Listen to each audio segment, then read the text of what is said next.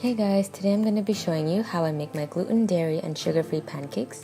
I've showed you how I make my 2-ingredient banana pancakes in our What We Eat in a Day video, and this recipe is just as simple but with a few more ingredients. And all you have to do is blend up the ingredients in a blender. It's that simple.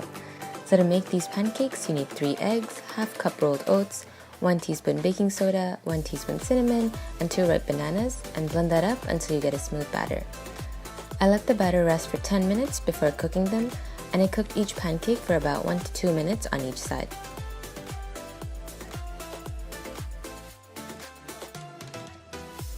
And that's it. It's literally the simplest pancake recipe, and it's so good that it's been my go-to breakfast for the past week now.